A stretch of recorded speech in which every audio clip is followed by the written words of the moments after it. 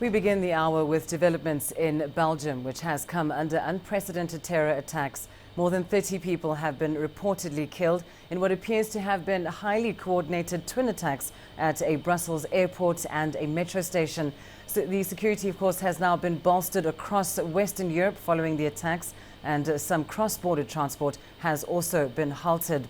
Well, let's bring you an update on the story now. We're joined live from Brussels by CCTV's Jack Parrock. Jack, what is the latest regarding the situation on the ground, and what can you tell us about the casualty figures?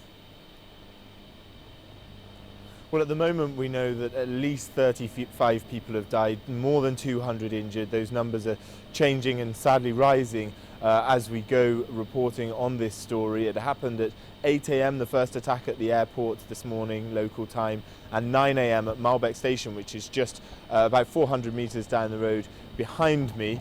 This attack has really hit to the heart of this city, right here in the European district, right in the heart of it.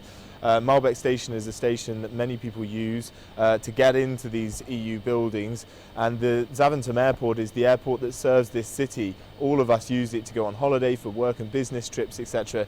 This has affected the civilian population. We know that the Islamic State group, the so-called Islamic State group, has claimed these attacks. We know that Belgian authorities are circulating one picture that they believe one man that may still be alive that could tell them information about these attacks, and we've seen some pictures of some of the people at the airport that are suspected of conducting these terrible attacks that have ripped through the city of Brussels. Well, Jack, when we look at the targets of this deadly terror attack, first one, of course, is an airport, an international airport, and then, of course, the train station just right by EU buildings. One would have assumed that Belgium would have been better prepared from a security standpoint ahead of such a strike, terror strike rather. But now, how has Belgium and Europe as a whole responded to this tragedy?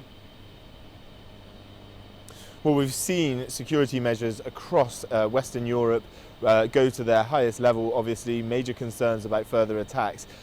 Belgium has been heavily criticised in the recent months following the terror attacks in Paris on November the 13th, which killed 130 people, because those attacks were coordinated out of the Belgian capital. Now, the one remaining surviving fugitive of that attack was caught here in Brussels back on Friday daytime and in the afternoon.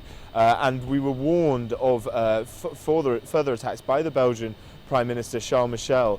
You'll have to excuse me, I think you may have some security forces coming past me as they come into our shot here.